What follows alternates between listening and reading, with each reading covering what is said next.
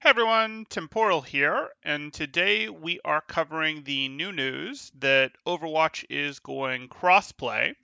This is going to be an interesting one. We are seeing that Overwatch is deploying crossplay. This, at least initially, is going to be not for the competitive game mode. They didn't say anything about it being for the competitive game mode in the future in the developer update, but it wouldn't surprise me in the slightest if this was sort of the soft release, test the release, both from a how do people react to it and from a technology standpoint, because people are going to get a lot more upset if there's issues with the hardware going back and forth in their comp games where their SR is on the line than they will in the regular games. So this would be a pretty standard slow roll release. Let's test the water like this and then go do it. If it works at all, go do it into competitive for any sort of corporate environment. So that I wouldn't be at all surprised about. But for now, what we've got in terms of information we have is this is going to be for all of the systems. So we're looking at the PlayStation ecosystem, the Xbox ecosystem, PC, and Switch. All of those are going to be playing together in the non-competitive game modes. That means quick play as well as, I believe, the other stuff, capture the flag, arcade, all those things that rotate through there.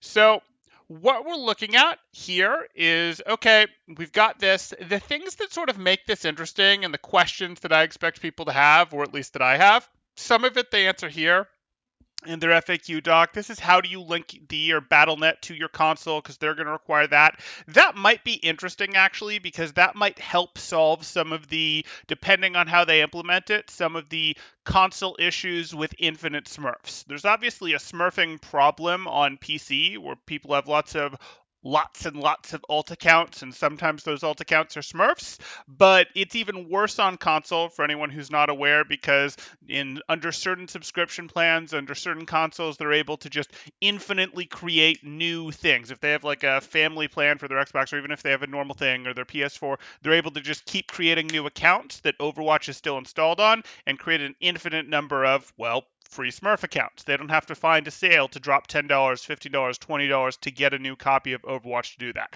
So maybe they'll implement this BattleNet account link in some way that'll make that harder. They didn't say that, but that could be an interesting place that they could go for it that could make their environment a bit better.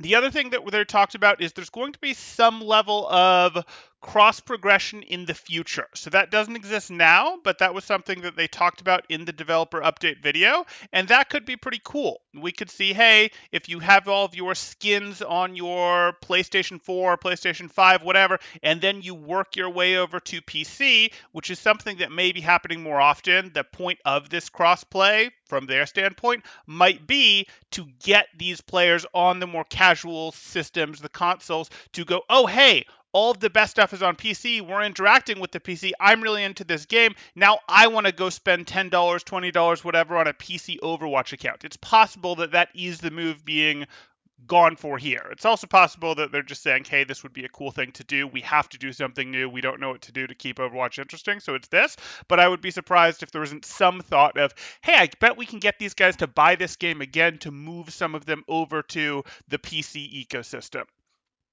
But we'll see there.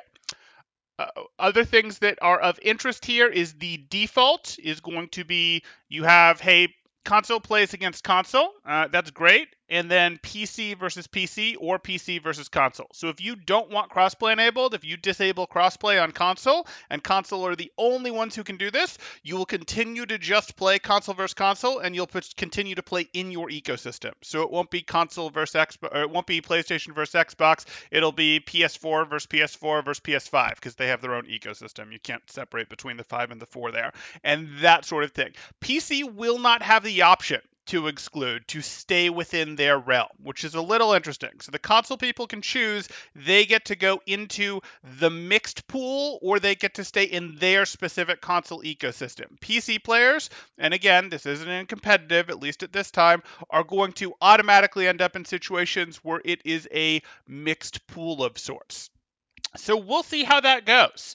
The console, as far as we know, are still going to have their aim assist, are still going to have their normal stuff. It's as if they're playing on their platform. They're just playing against PC players who don't, who can do instant 180s and all of that. I mean, it's possible that we'll end up in a situation where maybe the most competitive way to do this is to use a Zim or something like that on a PS5 and then also have the aim assist. I really doubt it, but I suppose there's a possibility for it. I really, really doubt that, in fact. I suspect we'll see a migration towards PC, or we'll see a migration out of Overwatch as console players realize that, oh, we're not keeping up we're not as good as we thought at the game comparatively because the pool got bigger, and we don't like that. Because that's a natural human reaction.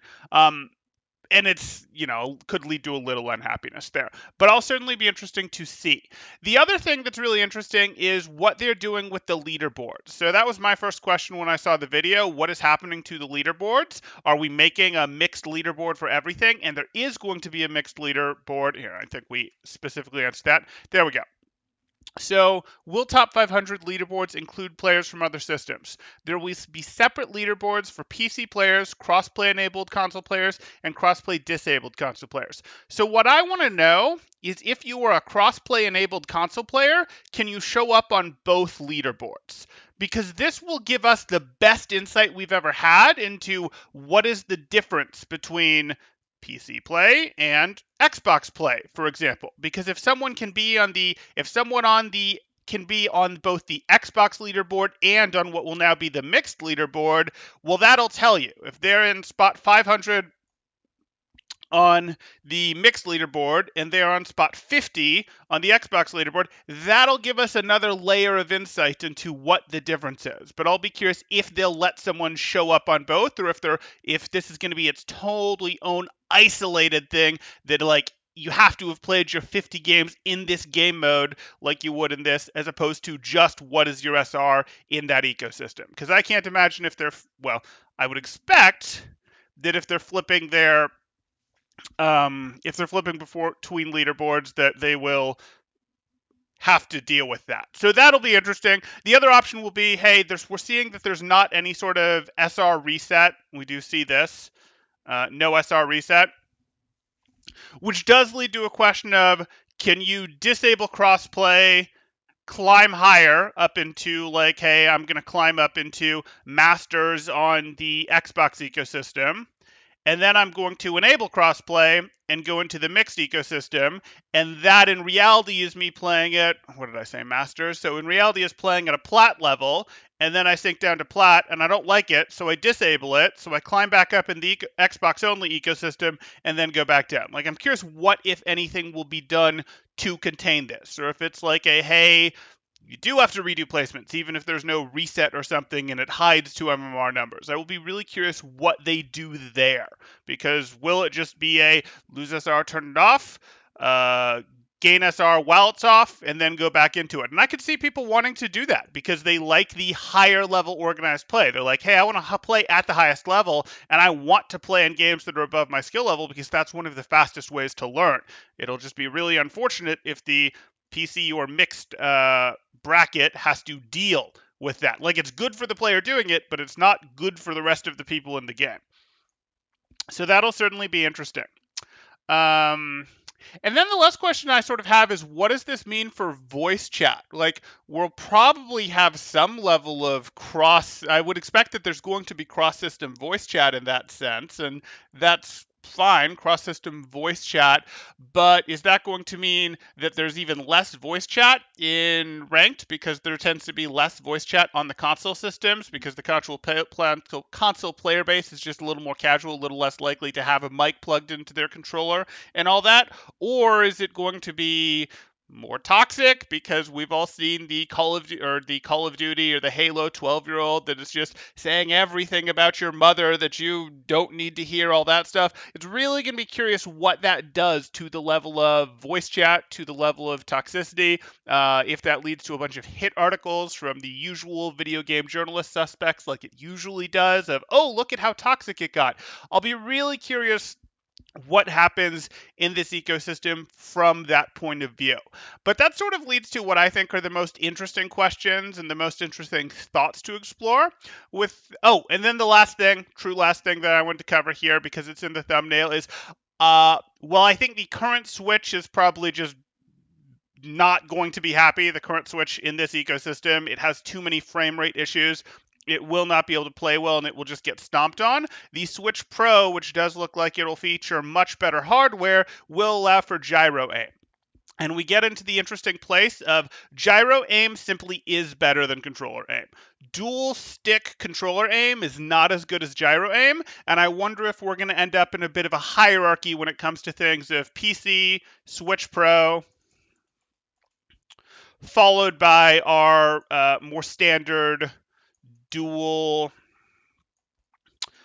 dual stick aim stuff, or if, hey, auto aim will be enough to fight it. But this is interesting. If the new Switch is powerful enough, will it be able to compete? It's not as strong as the mouse and keyboard, at least that's, current testing. It's not as strong as the mouse and keyboard, but it will certainly be curious if we're able to find that, hey, you can get a lot of precision on gyro aim compared to what you can get out of these dual sticks here. So that would be an interesting little bit, and I'd actually be interested in playing a fair amount of, not playing a fair amount, but playing enough on the Switch Pro to really get a feel for how does this work against serious mouse and keyboard type situations. Yeah, so I think those are the interesting things to cover here. If you guys have questions, comments, thoughts, want to explore it, now I'm going to spend the rest of this video sort of interacting with chat, so feel free to throw that up. If you guys want to be in these videos interacting with me in the future, you want to have your questions answered, bring your thoughts to the table, the best way to be here for those is to join my Discord in the description below, and then in there go to get notifications where you can react to get the watcher role, and in there you can get pings whenever I go live for these sort of videos, and then you can share your thoughts. So we've got a RIP console players, no aim assist if there's a PC player. I think turrets on PC and damage values are I think turrets are on PC damage values, not console. That was the only change they ever really made between to make the two games different from a balance standpoint, the turret thing. And yes, I'm almost positive that they'll revert that. I don't know that it said no aim assist if there's a PC player. Can you link where you said that or where you saw that? I certainly didn't see that. Oh, okay. Console aim assist will be disabled by default if you group up with a PC player to equalize play during the match. They'll get crushed. They'll get absolutely crushed. The hierarchy will be exactly what I said it was. It's going to be PC, Switch with gyro, followed by the other two. And these two are going to get crushed. Okay. That's a surprising move, I have to be honest. I would have expected them to keep aim assist in. Even with aim assist, console would have been at a disadvantage.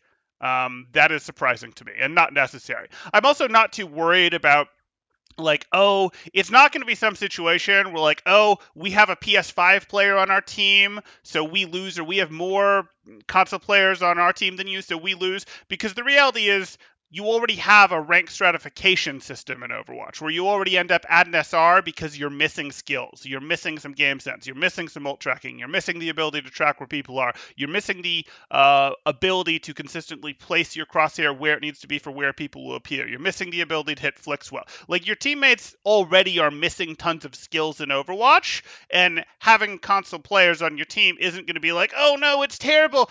Yes, they're going to have much worse aim, but that just means they'll end up at an appropriate rank over time, as long as we don't have this switch to disable, switch to re-enable type thing where they climb then drop. They'll end at a place where, okay, they should relatively quickly sort themselves into a thing. It could be a mess at the very beginning, and it could also lead to a mess if they're initially placing into gold with fresh accounts when gold will be too high in a cross-platform realm for them. At least I would expect that it will be. So you could see some issues there. You could see some longer-term stuff. But if they're able to control the smurfing, and if we're able to get enough reps into stuff, I don't expect this to be too much worse than it was before. Again, assuming that they don't let you do this enable disable to climb drop thing, and assuming that they get the smurfing under control, which I have no reason to assume. I'm being too hopeful here. I can dream. The real problem is that the people use them as an infinite crutch, but have no problem when the smurf is on their team. Yeah. Sometimes it's just an alt account to practice certain heroes on, so I have mixed views on it. Alt accounts are totally fine. Alt accounts are totally fine. I don't have some huge issue with alt. I mean, I certainly ran with multiple accounts. Most people run with multiple accounts. I recommend people run with multiple accounts. It can it can remove some of the like, oh, well, this is my main, I'm super focused on winning every match, and that's not what you should be doing in Overwatch. You should be focused on getting better when you're playing on ladder, and the best way to do that is not to be hyper focused on I have to win every match because my pride is attached to the SR of this account. Now, having alt accounts is fine, and alt accounts are also, it's preferable to learn different roles, for example, on an alt account compared to just running at it on your main, because it's a painful way down. I know what to do to keep Overwatch interesting. Keep it Overwatch 6v6. Teach your player base how to play the game. Make a team queue and release content. There you go. There you go. Maybe even hire this guy called Temporal to make tutorials for your game. He's going to charge you an arm and a leg, but maybe hire him to do that. That could be a good idea. That would teach your player base to play the game. It'll be interesting to see how players that are non-aim dependent heroes, Mercy, Winston, etc. do. Yeah, some of it will. Some of it should transfer okay. On the other hand, those players have been playing in an environment where the incoming damage and incoming aim teals are lesser, so the pace is a little slower. But I've seen players that make the transfer just fine. I've seen GMs, high GMs, that transfer and then pretty quickly go semi-pro or pro, and I've also seen master players switch over. So it's not just the very, very top and immediately be back in masters. So yeah, we'll see. We'll see on some of those non-aim heroes anyways. PC Overwatch is about to get a lot more screechy in voice chat. We'll see. I don't know about that. There's a fair number of kids playing on PC already. They just don't talk as often. Imagine a world where Nintendo is the more competitive platform than Sony Microsoft with gyro. Not only can I imagine it, I'm kind of looking forward to it. I think it would be really cool for gyro aim to get more popular than it is and sort of jump in there and be like, oh, this is the right way to do stuff. We've been stuck on this dual analog aim system for first-person shooters for 3 generations of console, and it doesn't make sense that we haven't innovated at all. It's been played so safe. Console players should, though that said, again, there is the Zim stuff where you can go, hey, we're plugging a mouse and keyboard into the PlayStation 5 and we're running with that, or the PlayStation 4 or whatever, and that's going to work a lot of similar ways to a PC. So there is that. I mean, I don't want to completely rule that out. But, you have to go buy extra stuff to make that work, whereas the gyro aim, you just have to practice with the gyro aim. Console players should get the old Symmetra beam back. That would be too weird. It would be way too weird to be like Symmetra does 2 different things, especially when you're in the mixed pool. Like in the mixed pool, Symmetra can function 2 different ways depending on what player is playing her. No, thank you. Competitive is off the table for crossplay. Short term, I don't know about that. I don't know about that long term. Like, this would not at all surprise me if this is we're testing the water with this, both from a how does the community react standpoint and from a does our technology work standpoint. Because if you mess up in competitive, there's going to be a lot more belly aching than if you mess up in quick play and scrims and arcade, that kind of thing. Well, I hope there won't be an Overwatch 3 and just leave Overwatch 2 to dry. Zim is cheating. I hear you. It pretends to be controller. It pretends to be a controller, so it keeps aim assist with keyboard/mouse. Yeah, that was what I was saying. That was what I was saying. If that could be the, hey, you're using that and you're in this situation where you're getting to use a mouse and keyboard with aim assist, that might actually be the most powerful version of Overwatch. Again, I actually doubt that because you run into some things where having to fight your aim assist to get some headshots, for example, can be more annoying than just naturally doing it. So when you get to the very, very top, it would be no, you're back to actually wanting to be on PC, but you could have like just below the top, this is the best way to play the game, which would be super unfortunate. So yes, I hope that doesn't take over as some scary thing that we have to deal with, that, oh, hey, that's better than what Plat and Diamond and Master Aimers can do, but not as good as what top 500 players can do. Like, I hope we don't end up in that situation. Okay, so yeah, that's the news, and I think that's pretty much going to cover it. Any final questions there? Any final thoughts from people? I think it's interesting news. This is clearly the big announcement that they alluded to in their AMA, and it's a reasonably big one. Again, it's not huge if it never comes to competitive, but it's still an interesting one to say, hey, we are in fact doing crossplay. Um, yeah, yeah. Okay, that's going to do it, guys. Thanks. Temporal out.